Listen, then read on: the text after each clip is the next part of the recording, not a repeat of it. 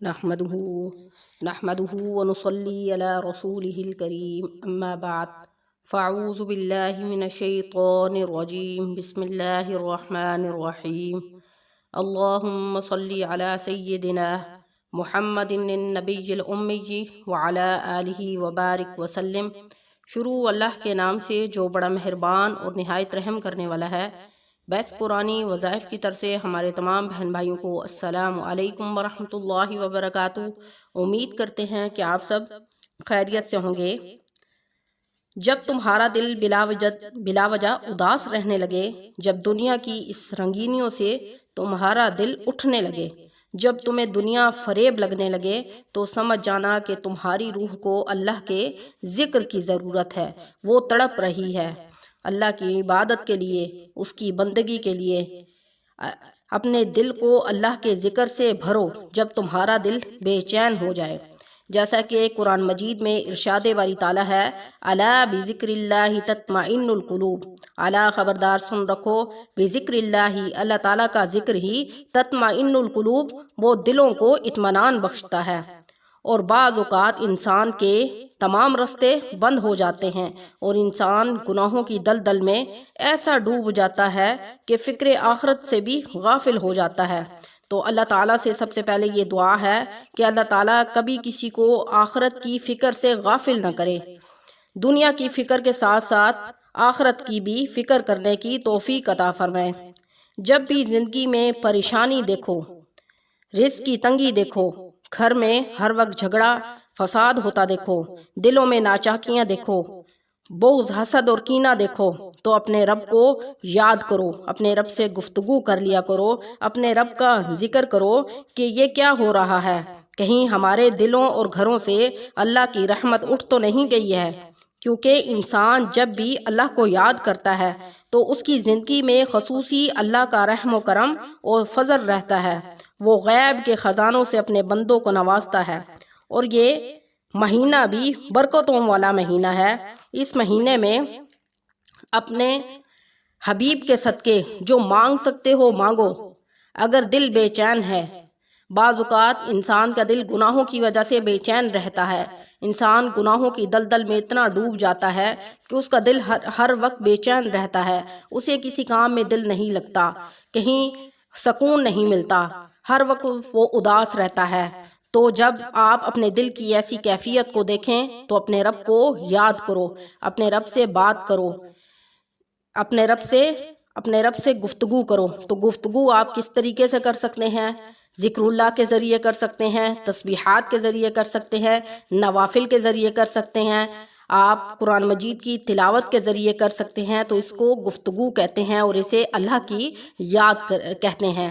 گھر میں مصائب ہیں، پریشانیاں ہیں، غموں نے گھیر رکھا ہے، دکھوں سے نکل نہیں سکتے، کوئی چارہ نظر نہیں آتا، تو ایسے حالات میں صرف اپنے رب کو یاد کرو، تو دیکھنا وہ تمہاری زندگیوں کو کیسے خوشیوں سے بھر دے گا۔ تو جو بھی ہمارا بہن بھائی پریشان ہے، مصائب میں مبتلا ہے، کسی مصیبت میں مبتلا ہو گیا ہے، رزق کی تنگی آ گئی ہے، مصیبتیں ٹوٹ پڑی ہیں، ہر طرف سے دروازے بند نظر آتے ہیں، تو اس بابرکت ربیع الاول کا مہینہ ختم ہونے سے پہلے یہ وظیفہ کر لے تو انشاءاللہ اللہ رب العزت غیب کے خزانوں کی بارش برسا دیں گے۔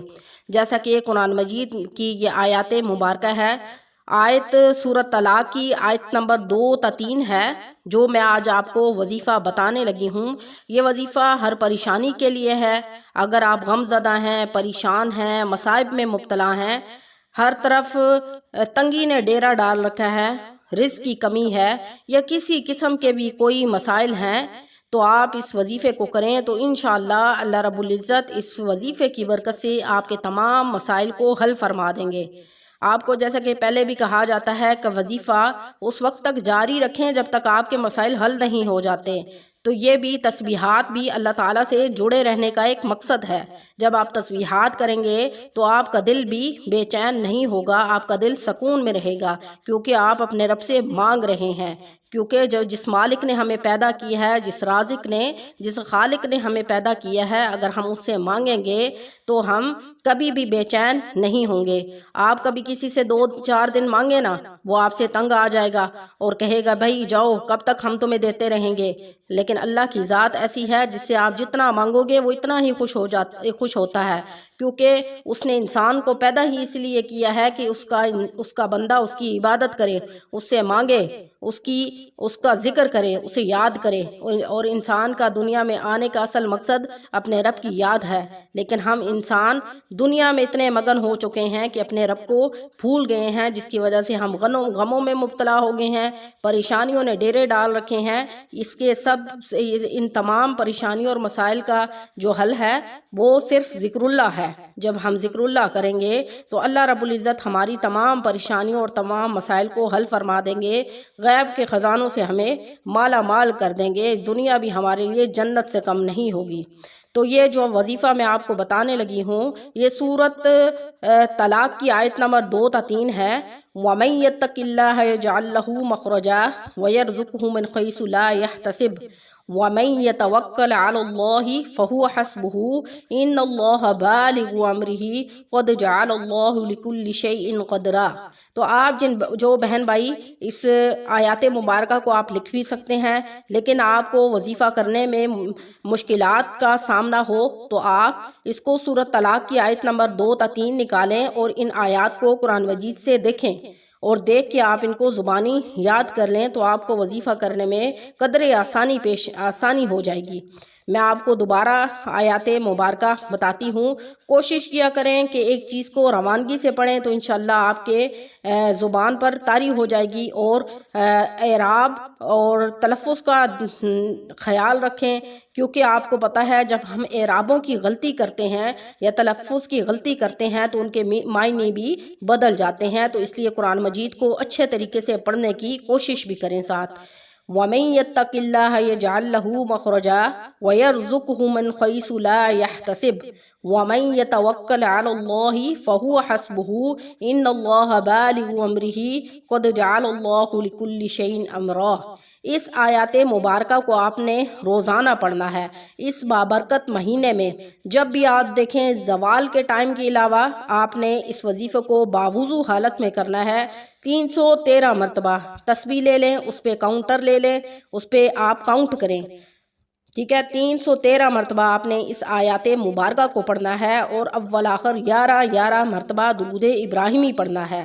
پھر اس کے بعد اللہ رب العزت سے دعا کرنی ہے، تو انشاءاللہ اللہ رب العزت غیب کے خزانوں سے آپ کی مدد فرمائیں گے، آپ کی ہر پریشانی ختم ہو جائے گی، آپ کے تمام مسئلے ختم ہو جائیں گے، اور سب سے بڑی بات جو ہے آپ کے دل کو اتنا سکون ملے گا کہ آپ کا دل کبھی بھی بے چین نہیں رہے گا، کبھی بھی شیطان آپ کے دل میں وسوسے نہیں ڈالے گا، کبھی بھی شیطان آپ کو گناہوں پر نہیں ابھارے گا۔ تو اس وظیفے کے ایک نہیں بلکہ بہت سارے فائدے ہیں، کہ ایک تو انسان شیطان کے وسوسے اور شیطان کے شر سے بھی محفوظ رہے گا، دوسرا یہ ہے کہ اس وظیفے کی برکات سے اللہ رب العزت آپ کے بند دروازوں کو کھول دیں گے۔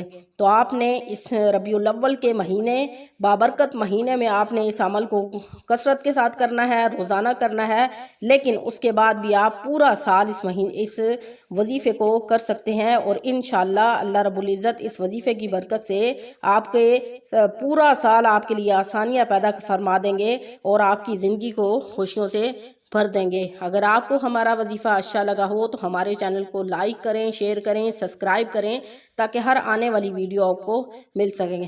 وآخر دعوانا ان الحمد للہ رب العالمین۔ السلام علیکم ورحمۃ اللہ وبرکاتہ۔